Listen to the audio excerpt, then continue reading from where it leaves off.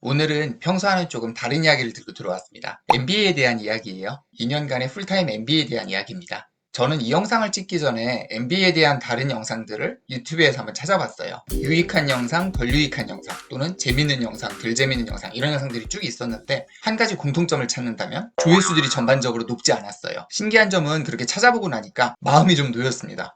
내가 말 편하게 해도 되겠다. 그냥 내 하고 싶은 얘기 해도 되겠다. 이런 생각이 들었어요. 그래서 저는 그냥 제가 하고 싶었던 이야기를, 제가 경험했던 미국 MBA 과정의 삶을 이야기해보기로 했습니다. 어차피 저는 MBA를 준비했던 다른 분들과는 상당히 다른 상황에서 어플리케이션을 준비하고 지원했던, 그리고 어드미션을 받고도 미국으로 건너가서 다른 학생들과는 또 달랐던 삶을 살았다, 이런 생각을 하기 때문에 영상 보시면서 그냥 저런 애도 있었구나, 그런 생각으로 편한 마음으로, 설령 내가 MBA 갈 가능성이 제로에 가깝더라도 그냥 편한 마음으로 봐주시면 좋을 것 같아요. 자, 그럼 이야기를 시작해 보겠습니다. 한번 가볼게요. 같이 가요. 이야기 시작에 앞서서 이런 질문을 한번 드려보겠습니다. 왜 MBA를 가세요? 이 질문에 대한 답을 구분지어 보면 크게 5가지 정도가 나오는 것 같아요. 그 중에 첫째, 직업을 바꿔보려고. MBA 과정을 밟고 나면은 지금 하고 있는 일과 전혀 다른, 완전히 다른 일을 해볼 수 있다는 게 MBA 장점이 될 수 있는데요. 실제로 저와 같이 공부한 친구들 중에서도 커리어를 완전히 바꾼 친구들이 있었어요. 예를 들어 MBA 오기 전에는 연극 배우와 영화 배우를 했던 친구가 MBA 과정을 마치고 나서는 미국 마이크로소프트 본사에서 B2B 사업, 기업 대상 사업이죠. B2B 사업부로 이직한 친구가 있었고요. 또 MBA 오기 전에는 일반 회사의 IT 영업직에서 일하던 친구가 MBA를 졸업한 다음에는 미국의 탑4 투자은행에 취직해서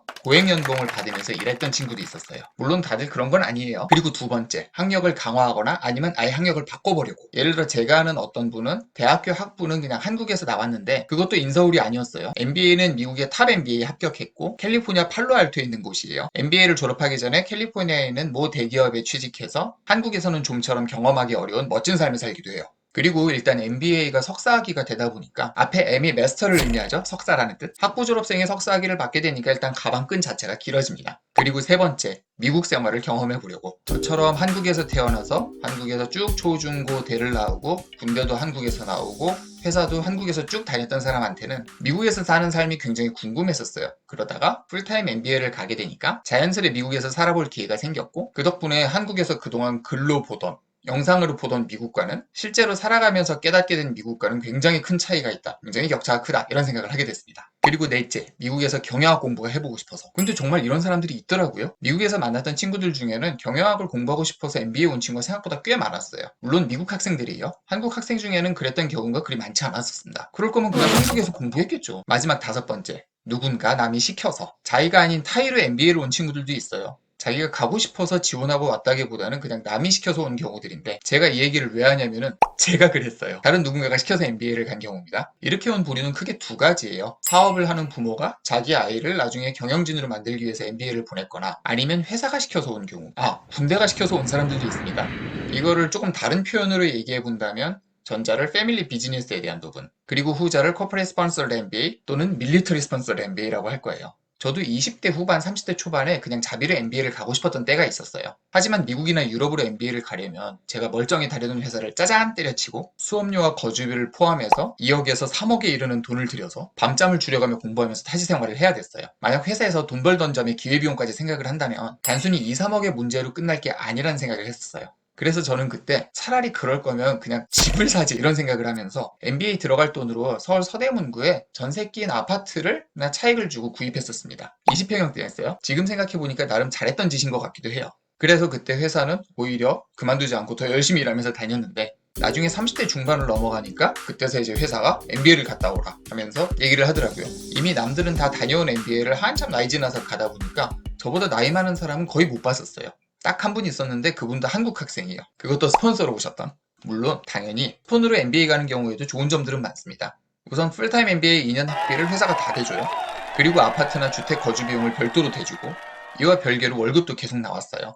그리고 MBA 공부하다 보면 친구들이 1학년 때 서머 인턴십 못 구해가지고 발을 동동 구르거나 가고 싶은 곳들을 못 가본다고 발을 동동 구르기도 하는데 스폰으로 MBA 가면 그런 점에서 굉장히 마음이 편해요. 어차피 갈 곳이 정해져 있으니까 굳이 밤샘 공부해가지고 서머 인턴십 꼭 돼야지 이런 생각을 안 해도 되고 내가 MBA 졸업하면 어디 가야 되지? 이런 고민을 안 해도 돼요.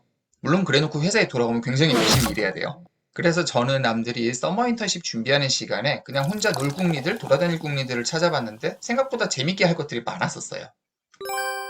예시를 들어본다면 다들 리크루팅 준비로 바쁠 때 저는 주말에 차를 타거나 비행기를 타고 1박 2일, 2박 3일, 길게는 3박 4일 이런 여행들을 다녔었어요. 우리가 재즈의 본고장이라고 하는 루이지애나의 뉴올리언스에 가서 인생급 재즈 공연을 즐기고 돌아오기도 하고요. 뉴욕에 가서 보고 싶었던 레미제라블 뮤지컬을 바로 앞에 앉아서 보기도 하고, 가을에 캐나다 토론토에 가서 단풍 들 때 절경을 즐기고 오기도 했었어요. 또는 다른 친구들이 인턴십을 위한 레주메와 커버레터를 열심히 고치고 있을 때 저는 좋아하는 랩을 만들어 가지고 학교에서 경연대회에 참석하기도 하고, 학교를 찾아오는 명사들의 강연을 찾아가서 인생급 강연을 듣기도 했었어요. 진짜 좋은 강연들 많았는데 그건 다음에 풀어볼게요. 그리고 미국은 자동차의 천국이니까 아직 한국에서 발표가 안 된 신차들이 미국에 많이 나오겠죠? 그 신차들을 타면서 취미생활을 즐기기도 했었습니다.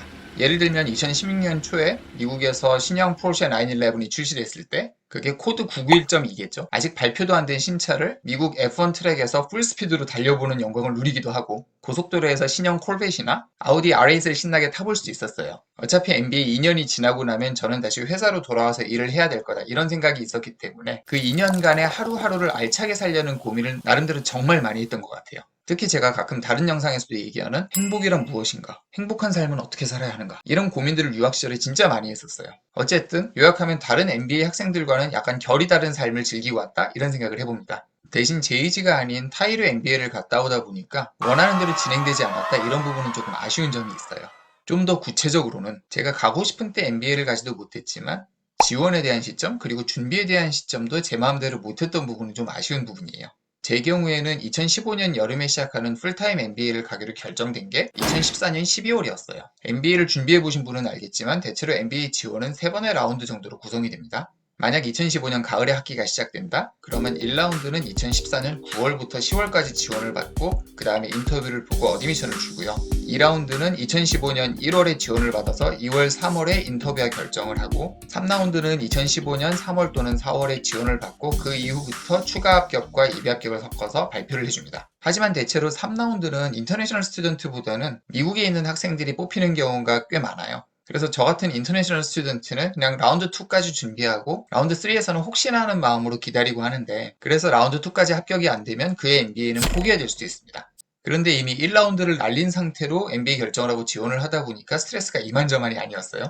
게다가 우리나라 기업들이 스폰 MBA를 보내는 경우에는 상위 몇 개 대학 안으로 합격을 해야지 보내주는 경우들이 대부분이기 때문에 일해 가면서 GMAT 준비하고 토플 준비하고 에세이 쓰고 거기 다시 인터뷰 준비하고, 이 자체의 스트레스도 굉장하지만 계획한 대로 일도 잘 진행이 안 되더라, 이런 결론을 얻었습니다. 저도 제가 원했던 만큼의 준비가 전혀 안 된 상태에서 좌충우돌로 막 퀘스트처럼 진행을 하다 보니까 스트레스는 스트레스대로 받고, 준비한 시간이나 노력에 비해서는 운 좋게 좋은 학교에 갔다라고 생각을 하지만 한편으로는 시간이 좀 더 주어졌으면 어떨까 하는 아쉬움도 남습니다. 어디선가 밝힌 적도 있지만 저는 UT 앳 어스틴에서 공부를 하고 왔어요. 미국은 땅덩이가 넓은 주들이 모여있다 보니까 그냥 하나의 주가 하나의 나라 같은 느낌이고, 제가 공부하러 갔던 UT 앳 어스틴은 텍사스 주에서는 넘버원 학부이자 넘버원 MBA이고 특히 어카운팅 분야에서 굉장히 강세를 보이는 학교입니다. 게다가 재정 자립도는 최상급이에요. 학교가 가지고 있는 땅 안에서 기름이 터지니까 할 말 다 했죠. 막상 가보니까 거기가 텍사스주의 서울대더라고요. 그래서 생각했던 것보다 잘 적응하면서 지냈던 것 같아요. 게다가 미국 최고의 F1 트랙이 오스틴에 있어서 좋아하는 F1 그랑프리 경기들도 가서 직관을 하고요.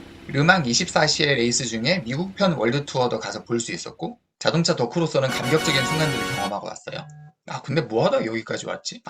스폰 MBA 아쉬운 점 얘기했었죠. 하지만 실제로는 아쉬웠던 점보다는 즐거웠던 기억이나 추억이 훨씬 많습니다. 어쨌든 제가 MBA 가서 재밌고 즐거운 경험들을 한 건 맞지만 아까도 말했듯 저는 다른 학생들과는 약간 결이 달랐던 생활을 하고 왔던 거라서 앞서 언급했던 5가지 이유들 중에 1번, 2번, 3번, 4번에 해당하는 분들은 좀 더 이리저리 얘기도 들어보고 본인의 기회비용도 따져보고 그리고 본인의 성향도 생각해본 다음에 결정하시기를 추천드립니다. 그냥 남들이 가니까, 내 친구들이 가니까 MBA 무작정 준비해서 지원하고 가게 된다면 나중에 후회하실 수도 있어요. 특히 커리어의 큰 변화를 위해서 MBA를 지원하고 갔던 분들은 생각보다 원했던 결과를 못 얻는 경우들도 많이 봤습니다. 일단 서머 인턴십 자체가 경쟁이 치열하다 보니까 본인이 오기 전에 인더스트리에서 잘했던 부분을 어필해서 결국은 같은 인더스트리로 가고, MBA를 졸업하고 나서도 같은 인더스트리에서 계속 일하게 되는 경우들도 꽤 봤어요. 심지어 비자를 해결해야 되는 인터내셔널 스튜던트들에겐 더 가혹한 환경이고 생각만큼 쉽게 진행이 잘 안 되더라고요.